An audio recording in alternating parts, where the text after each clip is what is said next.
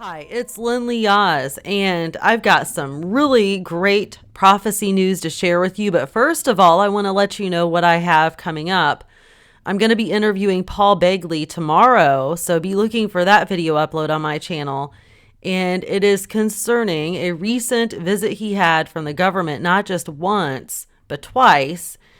And they even described ways in which they could get rid of him or in which he could die. And he also experienced within that time span a very strange car accident, which fit into what these agents were telling him could happen to him. Very strange. So I'll be interviewing Paul about that. I've also got Benjamin Faircloth, which you heard my latest interview with him.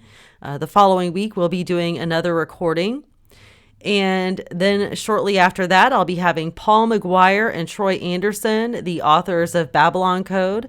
Paul, as many of you know, has his own show on God TV called Apocalypse and the End Times. Troy Anderson has been nominated Pulitzer Prize-winning journalist. So that's going to be a very, very good show. And then sometime in the near future, I haven't gotten it scheduled just yet, but they've both agreed to an interview. I will have Russ Brialt and Barry Schwartz. They are experts with the Shroud of Turin. And that's an interesting subject because there's lots of debate over whether or not the shroud is real. Well, they've got some hot information about that. Like I said, they're experts, very well known. They travel and speak, and I will be interviewing them as well. So be looking for all of these videos to be uploaded to my YouTube channel. Oh, I also was contacted by Joel Richardson. He is the best-selling author of several books, including The Islamic Antichrist, and he wanted to know if I'd like to have him on my show, and I said, of course. So we don't have that scheduled yet, but that will be something to look for here in the near future. So let me go ahead and get started with this prophecy news because it is very important and very relevant to upcoming events. So let me go ahead and show you what I've got here. Right here on the screen, you can see January the 15th, 70 nations will gather in Paris to discuss the future of Israel. And they've got the verse Zechariah 14:3-5. And of course, you can look at Matthew 24:15. Then the Lord will go out and fight against those nations. Let me show you another article on this. I just wanted to show you what they had here with the headline. Michael Snyder has put out an article on Michael Snyder's The Most Important News. It says the 70 nations that will meet in Paris on January 15th are going to publicly commit to dividing the land of Israel. Now, this is huge prophetically. If they do this, there are so many implications for not just the world, but for the United States of America. And there has been so much prophesied about God dividing the United States of America via the New Madrid fault line. So here Michael writes, a draft of the summary statement that will be released at the conclusion of the 70-nation conference in Paris on Sunday has been leaked. As you will see below, the communique is going to call for the division of the land of Israel, for the establishment of a Palestinian state, for the 1967 borders to serve as the basis for final negotiations between the Israelis and the Palestinians, and for the condemnation of any officials who refuse to support a two-state solution. Of course, this comes on the heels of UN Security Council Resolution 2334, which many believe represented America's greatest betrayal of Israel. Israeli government officials are publicly warning that there is a possibility that the principles agreed upon at this conference may form the basis for another Security Council resolution before January 20th. And this is something that we should all be watching for very closely. And I agree with Michael. We should definitely be watching this. Very important. Haaretz News exclusively obtained a copy of a draft of the summary statement that will be released following the conference on Sunday, and you can read it for yourself right here, and he's got that hyperlinked. Reportedly, there was a major meeting of diplomats last Friday, and the latest draft reflects feedback that was received from those diplomats during that meeting. Here is an excerpt. Last Friday, there was a meeting of senior diplomats from the dozens of Western and Arab countries that will attend the conference.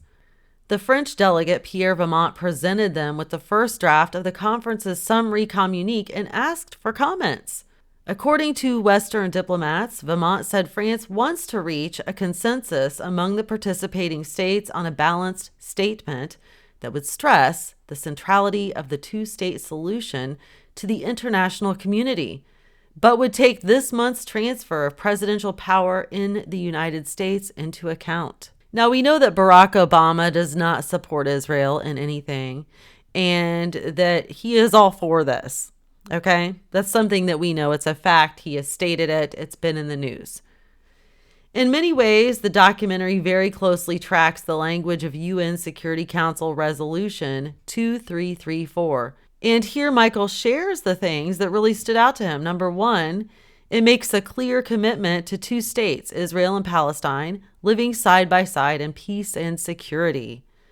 Number two, it insists that there must be an end to the occupation that began in 1967.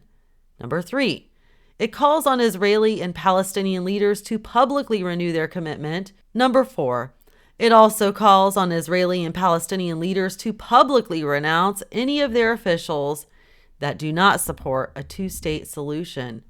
Number five, it states that the 70 nations gathered in Paris only recognize the June 4th, 1967 borders, and that the only future changes to those borders they will recognize will come as the result of negotiations between the Israelis and the Palestinians. And just like UN Security Council Resolution 2334, Jerusalem is specifically mentioned. So according to this document, Israel does not own the Wailing Wall, the Temple Mount, a single inch of the West Bank, or a single inch of East Jerusalem. Number six, the summary statement will also call on all countries to clearly distinguish between the state of Israel and terrorists that would belong to the Palestinians based upon the 1967 borders in all of their dealings. Needless to say, this is a horribly anti-Israel document, and the Israeli government is already strongly denouncing it. At this point, Israeli Prime Minister Benjamin Netanyahu is most alarmed about the possibility that this summary statement could be used as the basis for another UN Security Council resolution just a few days later. Why are our leaders being so foolish? In the scriptures, God specifically warns us that in the last days he will judge the nations for dividing up his land. This is what Joel chapter 3, 1 through 2 says in the modern English version. In those days and at that time, when I restore the fortunes of Judah and Jerusalem, I will gather all the nations and bring them down to the valley of Jehoshaphat. I will enter into judgment with them there regarding my people and my heritage Israel, whom they have scattered among the nations. They have also divided up my land. Now, right above that, he gives another passage and he asks the question, or rather makes the statement, when Jesus was being crucified, Roman soldiers divided up his clothing, and that was a deeply disgraceful thing to do. And he quotes Matthew 5:35. Those that bless Israel will be blessed. Those that curse Israel will be cursed. And the 70 nations that are gathering in Paris, France on Sunday are literally in danger of cursing the entire planet. Finally, let us pray that there will not be another UN Security Council resolution following this conference, because that would be absolutely disastrous for Israel, for the United States, and for the rest of the globe. Very true. Now you can see how important this is. And to be honest, with everything that's going on, especially this crazy campaign we had for the president of the United States and the whole election, just everything that's going on in the world, strange weather, stuff with Israel, the sin in the United States of America, the prophetic words being given to people, and so much more. I can see where this definitely could happen here soon. Another thing here to look at, another Michael Snyder post from his Most Important News. Those that bless Israel will be blessed, and those that curse Israel will be cursed. So now America is greatly cursed. He writes, there are consequences for our actions, and on a national level, we are going to experience tremendous consequences for the very foolish decisions of our national leaders. When Barack Obama decided to betray Israel at the UN, he made the most fateful decision of his entire presidency, because the scriptures tell us that those that curse Israel will be cursed. And so America is now under a great curse due to what Barack Obama has done. All throughout the scriptures, there are equations. What I mean by that is there are many passages that tell us if we do things God's way, we will get one result, and if we do things another way, we will get another result. One of my favorite examples of this is Matthew 5:19. I have been on both sides of that particular equation, and being on God's side of the equation is much better by far. As far as Israel is concerned, all throughout the Bible, we see the principle that those that bless Israel are blessed and those that curse Israel are cursed. The very first place where we find this is in Genesis chapter 12, where God makes his famous promise to Abraham. The following is what Genesis 12:1-3 says in modern English version. Now the Lord said to Abram, "Go from your country, your family, and your father's house to the land that I will show you. I will make for you a great nation. I will bless you and make your name great, so that you will be a blessing. I will bless them who bless you and curse him who curses you. And in you, all families of the earth will be blessed." In the book of Numbers, we see almost the exact same wording being used. In this case, Balaam had been summoned to cast a curse on Israel, but God had him deliver a blessing instead. This is what Numbers 24:9 says. He crouches, he lies down as a lion, and as a lion who will stir him up. Blessed is he who blesses you, and cursed is he who curses you. And then Michael makes another excellent point. How does one curse Israel? There are a lot of ways to do that, but one thing God really doesn't like is when someone tries to divide up his land. In Joel chapter 3, we find a prophecy about the last days, and one of the things that God says he will really be upset about is the fact that the nations have divided up my land. In those days and at that time, when I restore the fortunes of Judah and Jerusalem, I will gather all the nations and bring them down to the valley of Jehoshaphat. I will enter into judgment with them there regarding my people and my heritage Israel, whom they have scattered among the nations. They have also divided up my land. This warning has been around for well over 2,000 years, but our leaders are completely ignoring God's warning that he will judge them for dividing up his land.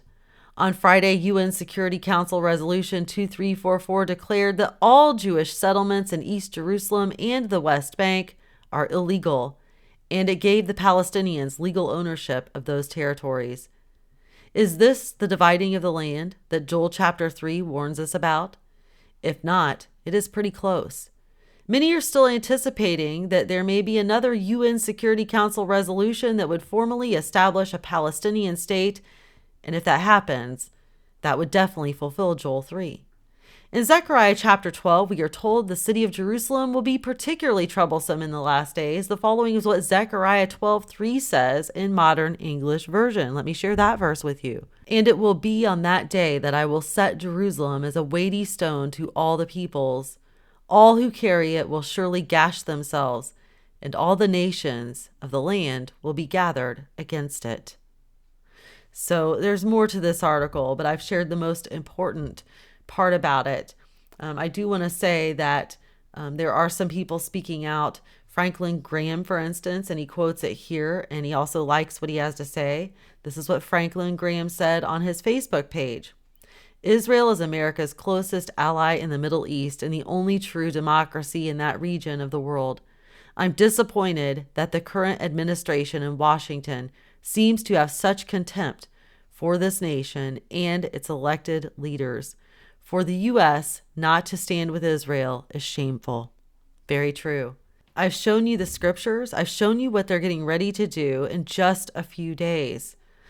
So much is happening, and we all need to be aware of what's going on and be very prayerful and stick close to Jesus. Now, I also want to share with you, and this is an article I wrote some time ago. It was David Wilkerson's prophecies, and I've done several videos on David Wilkerson's prophecies, but I feel it is very relevant to the news that I just reported.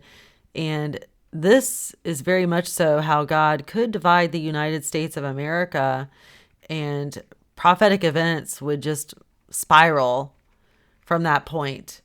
It says the United States is going to experience in the not too distant future the most tragic earthquakes in its history. One day soon, this nation will be reeling under the impact of the biggest news story of modern times.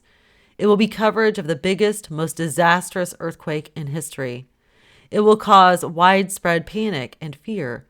Without a doubt, it will become one of the most completely reported earthquakes ever. Television networks will suspend all programming and carry all-day coverage.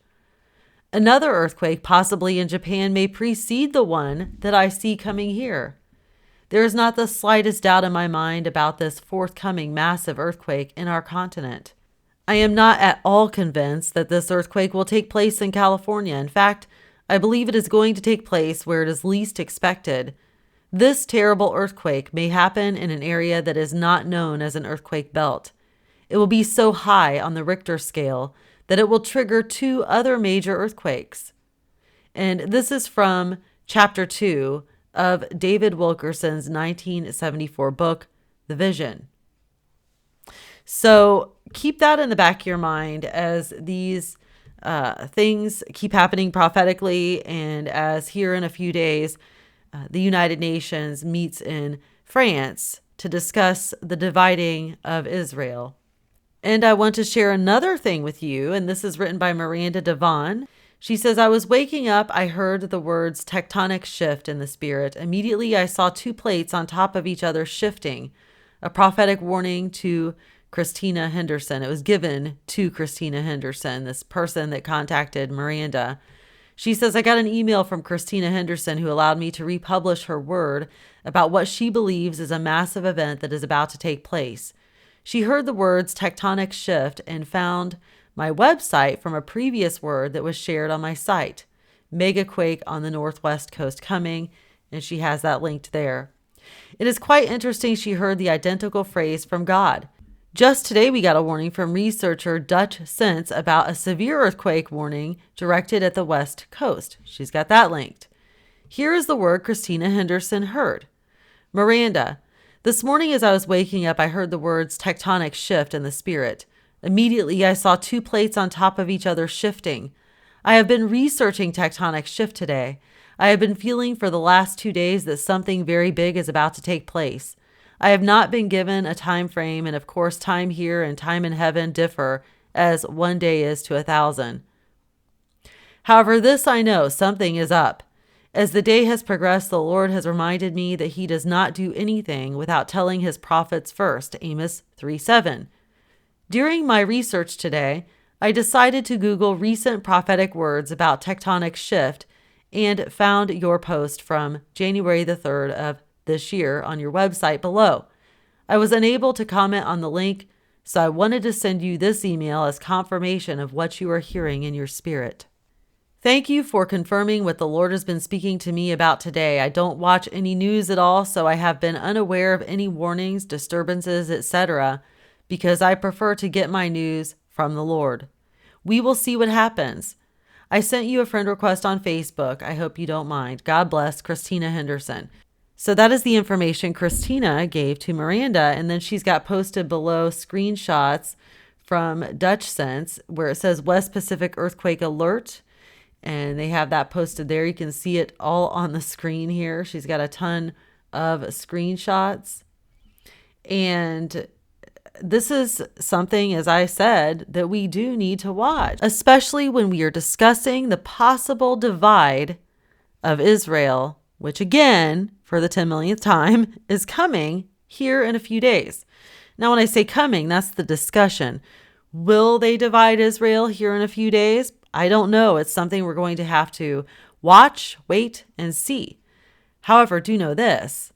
If they do, trouble, and I mean trouble in all caps, is headed our way. Let's watch this. Let's be prayerful. And in my recent upload from Pastor Benjamin Faircloth, one thing that he had stated was the fear of God needs to be put back into this nation, into every person in this nation, the sinners, The Christians, the backslidden and unrepentant, everyone needs to have that fear of God, that reverence for God that we are supposed to have. He is a loving God, but let us not forget that He is God and we are to reverence God, respect His authority.